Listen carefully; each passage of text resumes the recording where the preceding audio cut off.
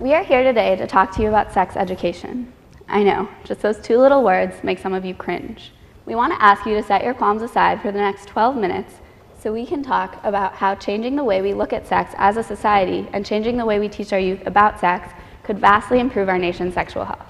We wanted to start off today with a little icebreaker to open up the conversation about healthy approaches to sexuality. Everybody can participate, even those of you that are live streaming the audience, and all responses are completely anonymous. Okay, so we want to ask you to take out your phones and text the number 22333 and put in the message sex education 325 in all capitals, no spaces, and then respond to each question accordingly. You text A for true and B for false. So the first question is, I have experienced or know someone who has experienced an unplanned or unexpected pregnancy.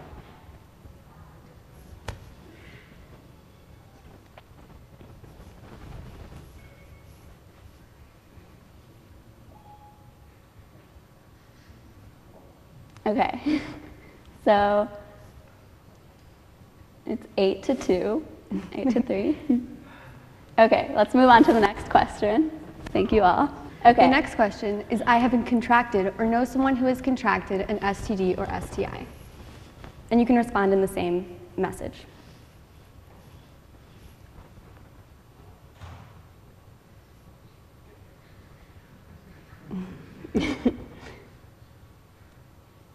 Okay. Now let's compare our answers to the rest of the U.S. A little less than half of all pregnancies that occur in the United States are intended. The other 51% is made up of unwanted or mistimed pregnancies. Additionally, the U.S. adult population sees higher rates of HIV infection than that of France and that of Germany and the Netherlands combined. Rates of syphilis, gonorrhea, and chlamydia are chronically higher amongst U.S. teen populations than amongst populations in the Netherlands. Of developed nations, the United States has some of the highest teen birth rates.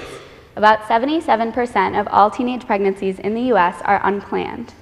Furthermore, this pattern amongst HIV, STD, and unplanned pregnancy rates may be related to the lack of condom and other contraceptive use amongst teens in the U.S. in comparison to Dutch, French, and German teen populations. So why is this? Why does the U.S., one of the most developed nations in the entire world, have such a difficult time keeping up with its European counterparts in terms of sexual health? It may be due to the fact that many people in the U.S. are uncomfortable talking about healthy sexuality, even though it is proven that a conversation does not promote sex or decrease the age at which an adolescent may become sexually active. Sometimes it feels as though sex education is one of the most taboo subjects to talk about educationally in a school setting, even though it surrounds us every single day in our highly sexualized society through media, the internet, and advertising. We believe, and research suggests, that the fact that the U.S. has some of the highest rates of pregnancy and STD infection are because of state-mandated misinformation, lack of information, lack of ability to talk about sex ed intellectually and objectively in a school setting. There are many different types of sex ed that occur around the United States and vary in numbers from state to state. Abstinence only until marriage programs teach abstinence as the only correct method for teens. Information on contraception is usually completely censored, and another term for this type of sex ed is abstinence-centered sex ed. Abstinence plus education teaches contraception while stressing abstinence. Comprehensive sex education teaches abstinence as the only 100% effective method to protect against STD contraction and unplanned pregnancy, but includes information on contraception to lessen the risk of infection and pregnancy. Abstinence-based sex ed is the most popular curriculum in the United States, even though it is proven that comprehensive sex education is the most effective. As of May 1st, 2015, only 22 states in the District of Columbia required sex ed to be taught in schools. States where it isn't required or may still teach it but do not have to. 25 states require that abstinence be stressed in their sex education, and only 13 states are required to teach medically accurate information, leaving 37 states that are allowed to teach medically inaccurate information to their students. 3 states require only negative information on sex education. This process of providing our youth with sexually active or medically accurate information on sexual activity and sex education becomes even more muddled when we look at the process of introduction of new sex ed material into the classroom in a district. Federal law states that every school district must have a sexual health education advisory board that must meet a minimum of once per year.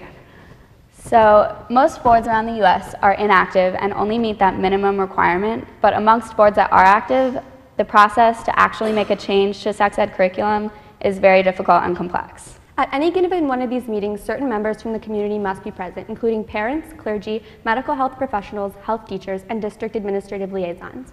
They then meet and propose edits on the sex ed curriculum. Edits are then sent to the curriculum director and the school board. All proposed changes must be approved and are then sent to 2 public hearings that must occur at least twice a year. After these public hearings, they are sent to the Board of Education and they can either be declined, in which case they are sent off back to the Sexual Health Education Advisory Board, where they can be reviewed for resubmission no earlier than 1 week later. Or they can be accepted, in which case they are implemented into the school's curriculum. We are here to propose a solution that will provide our youth with lifestyles that lead to sexually healthy, informed, and medically accurate lifestyles. So what can we learn from European sex education, and how can we work towards results that reflect a sexually healthy teen population? Almost everyone shares the same goals: to keep youth happy, healthy, and safe. We believe that there is a wealth of knowledge in the way sex education is approached internationally, and drawing on these tactics used in other countries can benefit the US in many ways. Sex education is considered a right in Europe. It is seen as natural and healthy and a natural part of life and development. Youth have the right to make their own decisions with the accurate information that they have, which probably sounds scary to many of you, but with a supportive, positive, and educational environment, this right translates into a healthier and more mature teen population. Teens in the Netherlands are shown a video in their health class of what a healthy sexual encounter looks like every year. And some other examples of these rights include condom vending machines and sexual health care packages that are handed out every year during the holidays. Teens in Europe are also given respect by society, and they model this privilege by respecting themselves and each other in teen relationships. Most of the time in the US, teen relationships are seen as petty, formative, and immature. If relationships and teens as individuals are looked at with respect, then there is more communication and respect among partners, creating a healthier relationship overall. This video we're about to show you is an example of an ad campaign in the Netherlands that provides youth with the respect needed for them to make their own choices about their healthy sexuality. It also provides information for youth about how to utilize this respect. Imagine if watching this commercial was a normal part of watching television with your friends, family, or significant other. Think of how much easier it would be to strike up a conversation about contraception or have protection just be considered the norm.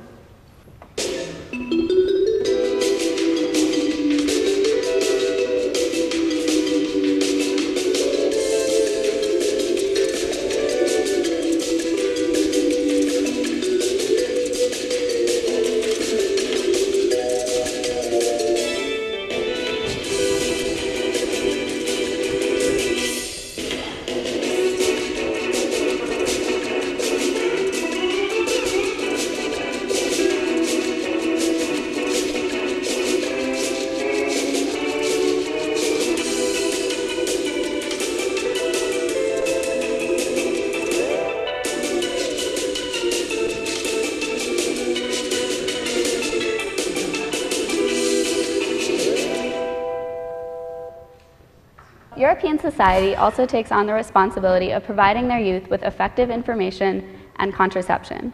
Youth are expected to take control of their health and sexuality. This includes emotional well-being and physical well-being, which translates into a healthy, more responsible teen who displays personal agency.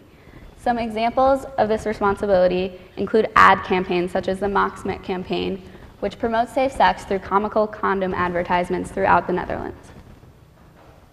If this idea of promoting safe sex through advertisement still scares you, think of the alternative about what youth are exposed to nowadays in our highly sexualized society, and imagine which approach will produce teens that respect themselves and each other and have the information needed to have healthy sexual encounters. If we equip teens with a comfortable environment, accurate information, and the support they need, they will ultimately make the best possible choice for themselves and keep themselves healthy.